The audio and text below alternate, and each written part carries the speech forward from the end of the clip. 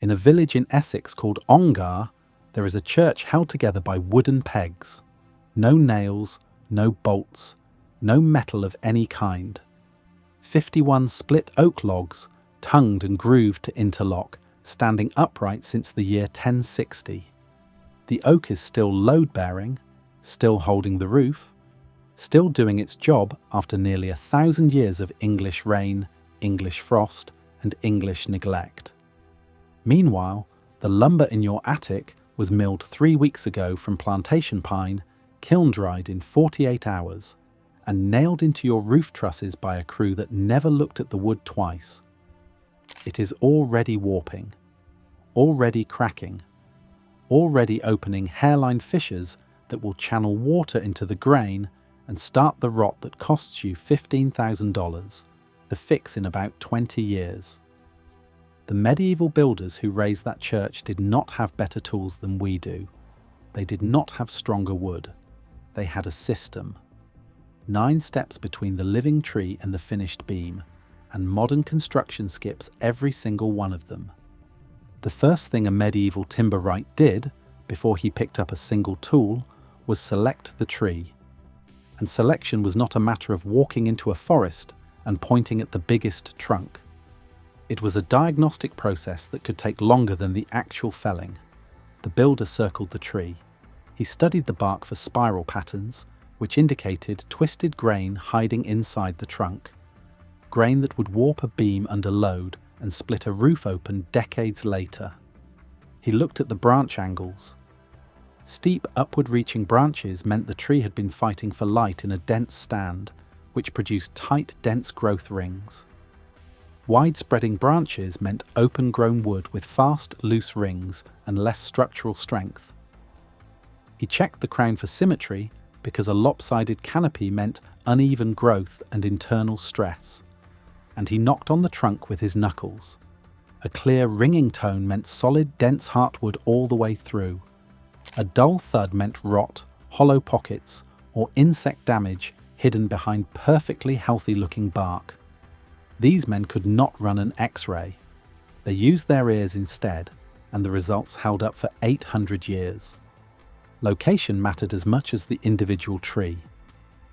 A medieval timber selector wanted trees from north-facing slopes wherever possible, because slower growth on the shaded side of a hill packed the annual rings tighter together. Tight rings meant denser wood. Denser wood meant stronger beams.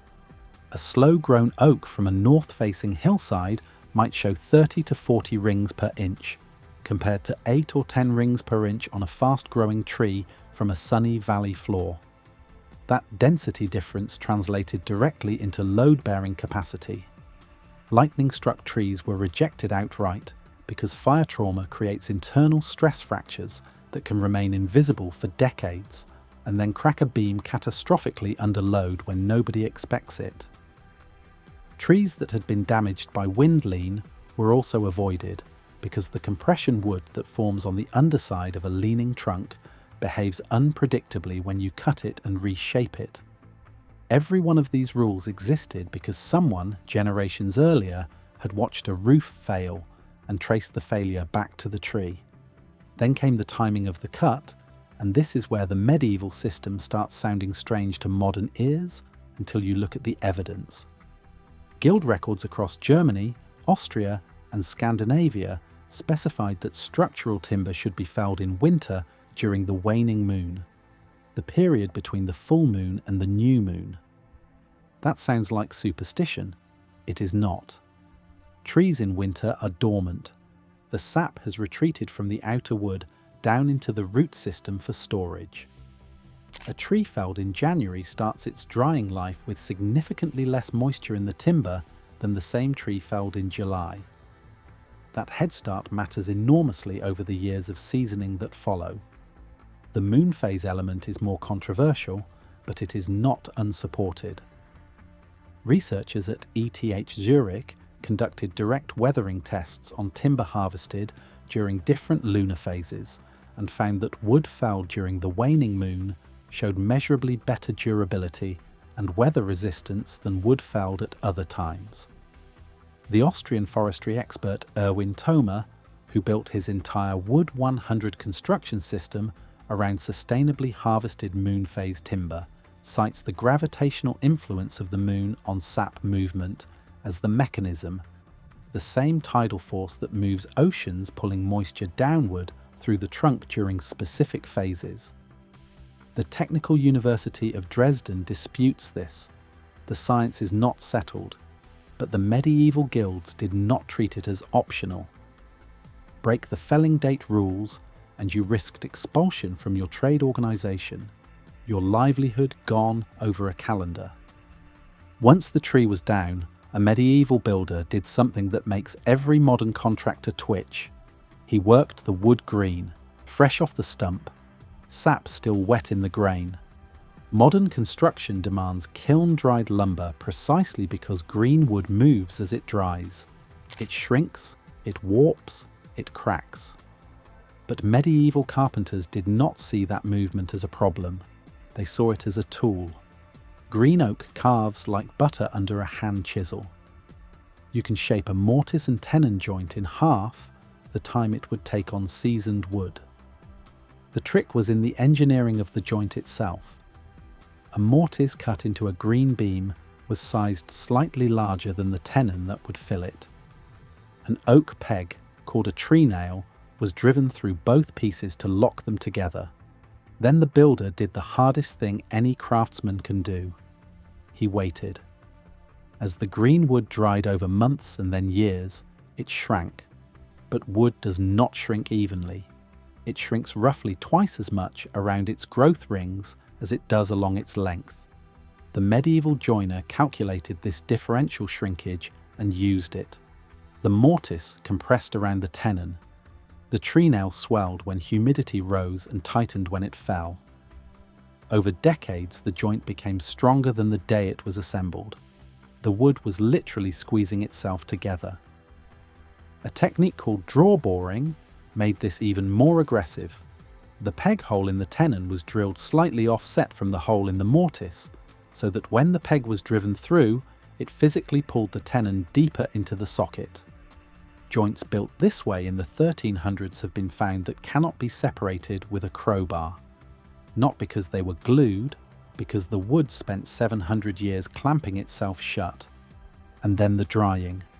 Real drying. Not the 48-hour kiln blast that passes for seasoning in a modern mill. Medieval builders air-dried their structural oak at a rate of roughly 1 year per inch of thickness. A 12-inch roof beam sat in a timber yard for a decade before anyone installed it. Cathedral projects routinely stockpiled timber, knowing that the carpenter's grandchildren would be the ones cutting the joints. That patience was not romantic, it was structural. When wood dries slowly, the cells inside the grain have time to relax and adjust gradually. No internal tension builds up. No stress fractures form. The fibres settle into their final position without fighting each other. Kiln drying blasts wood with heat and forces the moisture out in days instead of years. The outer shell dries and hardens while the core is still wet. The result is a condition called case hardening, where the surface locks down and traps moisture inside, creating internal stress that manifests later as checks. Deep cracks that run along the grain and become highways for water and insects. Air-dried oak avoids this entirely. The drying front moves inward at the pace the wood can handle, and the finished timber is stable, predictable, and strong in a way that kiln-dried wood simply cannot match. Species selection was the next layer of the system, and medieval builders treated it the way a pharmacist treats a medicine cabinet. Oak went where the weight was: posts, beams, principal rafters, because oak heartwood contains tannic acid, a natural chemical defense that fungi cannot digest and insects avoid. One species solving two problems at once. Elm went where water was, because elm grain interlocks so tightly that the wood is nearly impossible to split and resists waterlogging for decades. Well linings, water wheels, bridge pilings, boat keels, all elm. Chestnut went into roof framing in regions where it was available, because chestnut tannins repel the insects that spiders feed on, which meant fewer cobwebs accumulating in vaulted ceilings. A cleaning problem solved through material selection. Ash became every handle and shaft in Europe because its long fibres absorb impact shock without splintering. The reason a Viking could swing an axe into a shield all day without his hands going numb. And yew became the English longbow, not because it was flexible, but because its heartwood compresses while its sapwood stretches, letting one piece of wood perform two opposite mechanical functions simultaneously. Modern construction uses whatever softwood pine grows fastest in a commercial plantation and sends the same species into decks, framing, fencing, and furniture. Same wood for completely different jobs. That is not engineering. That is inventory management.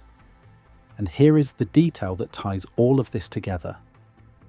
Medieval builders stripped every trace of sapwood off a structural timber before they used it, even though it meant discarding 30 to 40% of the log. Sapwood is the pale outer ring of the trunk where the tree actively transports water and nutrients. It is soft, wet, nutrient-rich, and biologically defenseless. It absorbs moisture faster than heartwood, swells more, and contains exactly the sugars and starches that wood-boring beetles need to lay their eggs. Heartwood, the dark, dense core, is where the tree has spent decades depositing its chemical armour, tannins, oils, resins, all the compounds that make it hostile to decay. Oak heartwood resists rot roughly 5 times longer than sapwood from the same tree. Same species, same forest, same day of felling. 5 times the difference. Modern sawmills cut logs to maximise board footage. Heartwood, sapwood, whatever fits the dimension. Nobody separates them. Nobody cares. The result is that the weakest, most rot-prone part of the tree ends up nailed into the most critical structural position in your house, right next to the strongest part, and you have no way to tell which is which because it all comes wrapped in the same plastic. The final piece was the fastener, and it is the simplest and most damaging difference between then and now.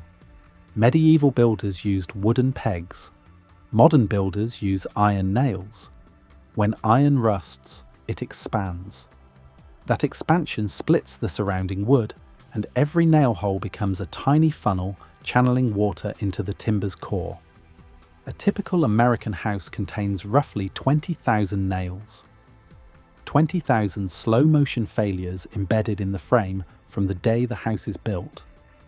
A wooden peg does the opposite. When humidity rises, the peg absorbs moisture and swells. The joint tightens. When humidity drops, the peg releases moisture and the joint relaxes just enough to avoid stress cracking. The connection breathes with the seasons. It gets stronger when conditions get worse, not weaker.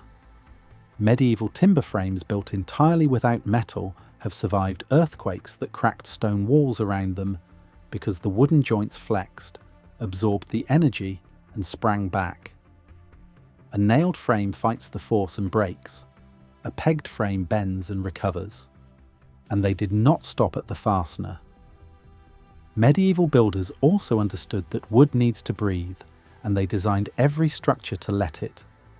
Deliberate air gaps behind wall timbers kept moisture from getting trapped against the wood, because a beam that gets wet and dries again survives just fine, but a beam that stays slightly damp for years rots from the inside out. Massive roof overhangs extending 3 feet, about 1 metre or more past the wall face were not decorative. They were armour against rain splash.